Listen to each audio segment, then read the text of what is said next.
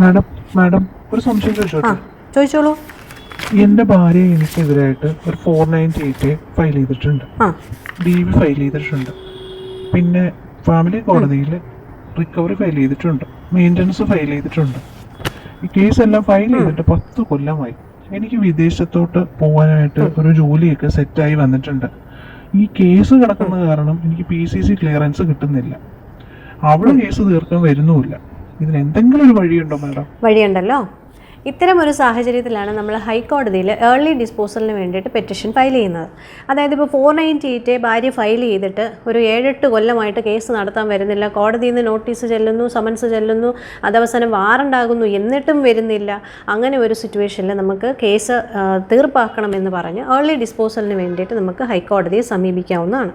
അപ്പോൾ ഹൈക്കോടതിയിൽ petition file ചെയ്യുന്ന സമയത്ത് തന്നെ നിങ്ങൾ പറയുക, നിങ്ങൾക്ക് ഇങ്ങനെ വിദേശത്ത് ജോലി ആയിട്ടുണ്ട്, അപ്പോൾ അത് PCC ക്ലിയറൻസ് കിട്ടുന്നില്ല, ഇങ്ങനൊരു കേസ് നിലവിലുള്ളതുകൊണ്ട്, അപ്പോൾ അതുകൊണ്ട് ഈ കേസ് എത്രയും വേഗം തീർത്ത് തരണം എന്ന് പറഞ്ഞിട്ട് കോടതി ഡയറക്ഷൻ വേണം എന്ന് പറഞ്ഞാണ് നമ്മൾ കേസ് ഫയൽ ചെയ്യുന്നത്.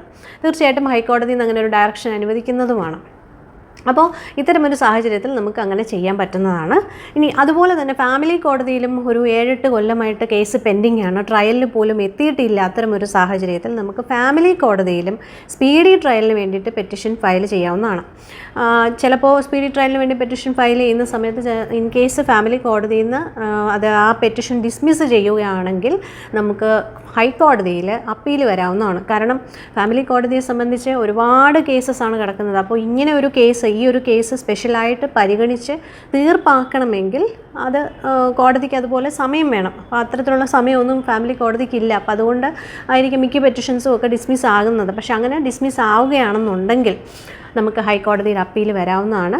ഒരു 7-8 കൊല്ലമൊക്കെ ആയ കേസുകളൊക്കെ ആണെന്നുണ്ടെങ്കിൽ തീർച്ചയായിട്ടും ഫാമിലി കോടതി സ്പീഡി ട്രയൽ അനുവദിക്കുന്നതുമാണ്.